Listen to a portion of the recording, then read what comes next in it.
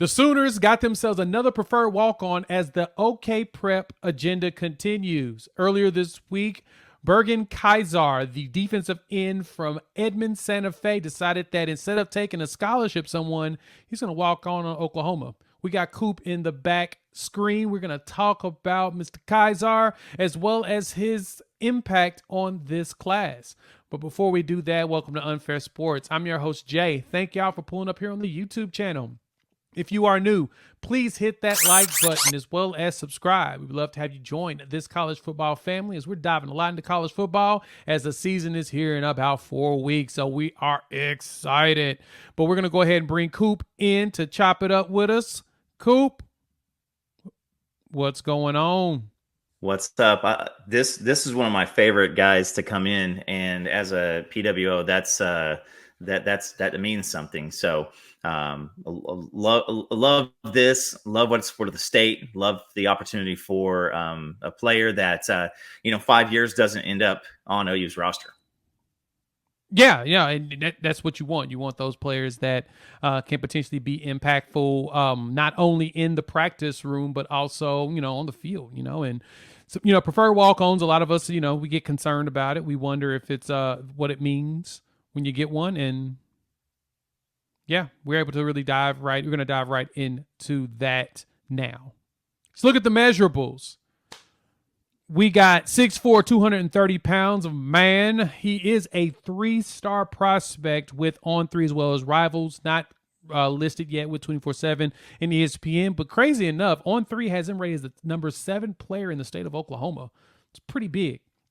And this 3-star athlete can play. We've seen him move, and he decided on August the 2nd that he was going to go ahead and commit, which is even more fascinating. I was reading an article about it, and he kind of stated that with the development and the things that Coach Chavis and staff is doing, he's like, yeah, I'd rather come here to be developed rather than try to go somewhere else and play. He sees the vision of development here. So, Coop, when you think about development and that, what does that jump out to you here from about Oklahoma?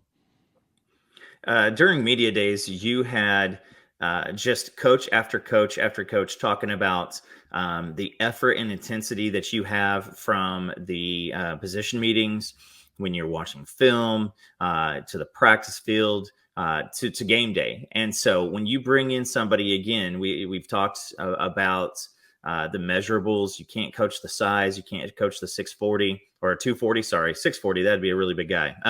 Big boy. But what you see with Kysar here is an absolute effort machine. This guy's motor keeps running. He knows how to get off some of these blocks. He knows how to, anticipate.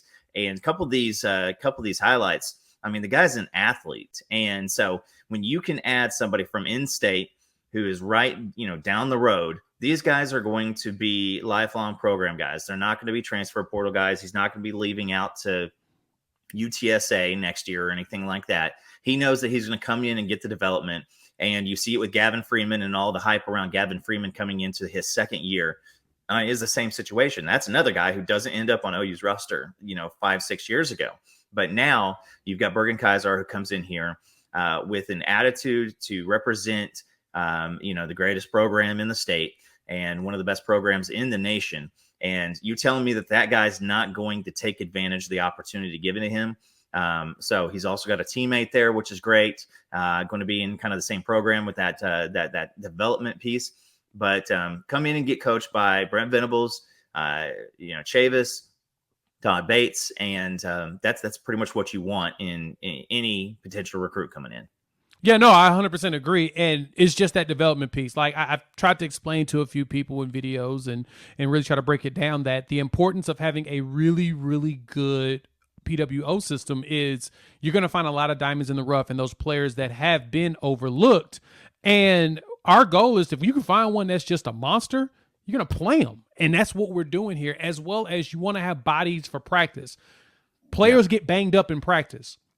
You want to have those players to be able to step in and give you a good scout situation when players go down. And so bringing in a player like Kysar, it got your boy pretty excited that we're focusing so heavily, especially on OKPreps, giving them the opportunity to come out, because the beauty of NIL is that a preferred walk on ain't just gonna walk on and have to pay for school. That NIL Yeah. collective is gonna cover their schooling. All they got to do is show up and show out. And so for him, it's proving himself, and then if he proves himself enough, scholarships on the way, he can walk in the door. But I like the bet on himself mentality that he's walking in with. 100%. And the talent is there. I can see that there's options. I mean, we saw him on the offensive side, we saw him on the defensive side.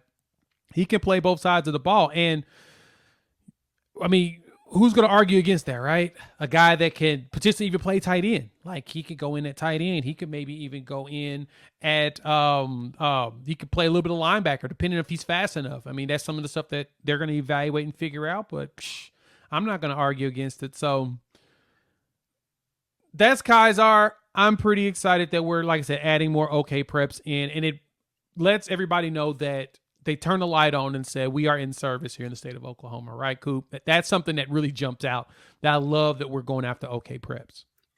I mean, you look at next year alone, we could have 8 or 9 different guys from Oklahoma. Next year is the 25 class has an immense amount of talent.